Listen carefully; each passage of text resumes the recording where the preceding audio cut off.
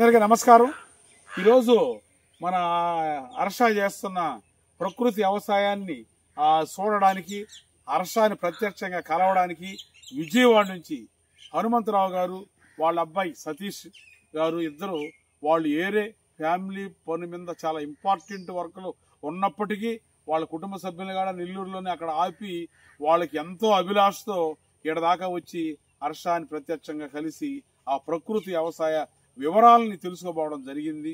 వారికి ప్రత్యేక కృతజ్ఞతలు, ధన్యవాదాలు తెలియజేస్తున్నాము.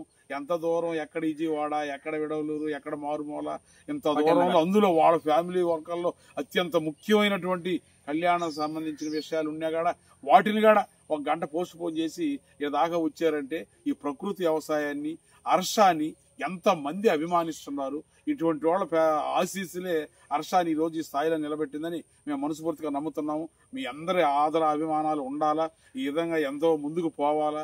ఎంతో మంది యువకులకి, యువతరానికి వ్యవసాయం మీద ఆసక్తి ఉన్న రైతు కుటుంబ వారసులకు కూడా ఇది ఒక రోల్ మోడల్ కావాలని నేను కోరుకుంటున్నాను. ఓకే, అందరికీ నమస్కారం.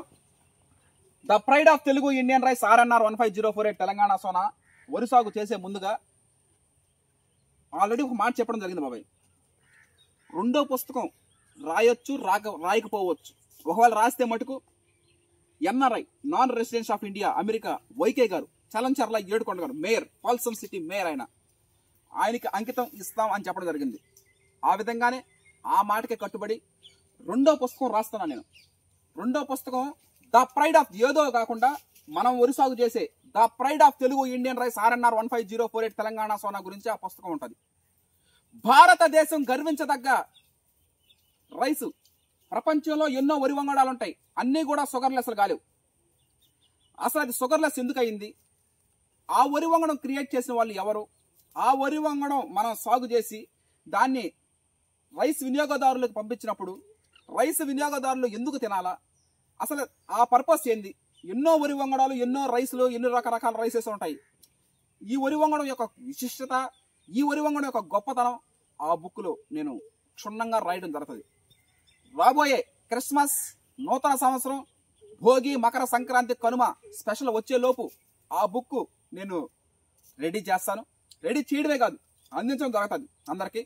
ఈ విధంగా ఆ బుక్ మాత్రం కంప్లీట్గా the pride of Telugu Indian rice RNR 15048 Telangana Sona గురించి మాత్రమే ఉంటుంది. ఇది అటు టీం మెంబర్స్ మేము ఎందుకు ఆ వరి వంగడం వేస్తుంటాము, ఆ వరి వంగడం నవంబర్లోనే ఎందుకు వేసుకోవాలా, ఇవన్నీ డీటెయిల్స్ అన్ని మనం దాంట్లో పొందుపరచడం జరుగుతుంది. అది ఆ పుస్తకం ముందుగానే చెప్తున్నాను. ఆ పుస్తకం అమెరికా అగ్రరాజ్యాల మెయిన్ ఇంపార్టెంట్ అమెరికాలో కాలిఫోర్నియా దగ్గర ఉన్నటువంటి పాల్సమ్ సిటీ మేయర్ గారికి అంకితం ఇస్తున్నాను. ఈ శుభ సందర్భంగా తెలియజేస్తా ఉన్నాను.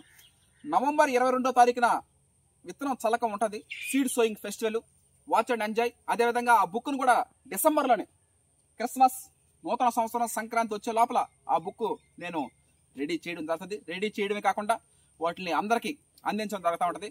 ప్రకృతి రత్న Harshat Vihar and team members, thank you. నమస్కారం. నవంబర్ 22న ప్రకృతి వ్యవసాయం తెలంగాణ సోనా సభలో వేయడం జరుగుతూ ఉంది. అదేవిధంగా జీలగా ఈ విధంగా జనువైన జీలగైనా ఈ విధంగా ఈ పాకంలో దున్నుకోవాలి. కలయి దున్నుకుంటే పచ్చిరొట్టు ఎరువుగా ఎంతో ఉపయోగపడుతుంది.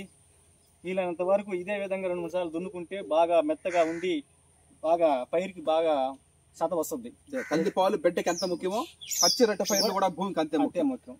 ఆ విధంగా చేసుకోవాలి. ఓకే.